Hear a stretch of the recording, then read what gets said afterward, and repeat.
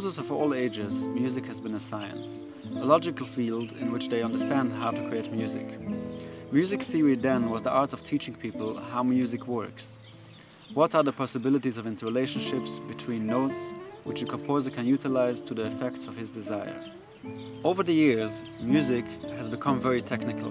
In many schools of music, they teach music as a technical system. Even the term music theory has become about teaching people notes and random chord names which don't teach them anything about the nature of music. We've focused on many details and we've lost the big picture.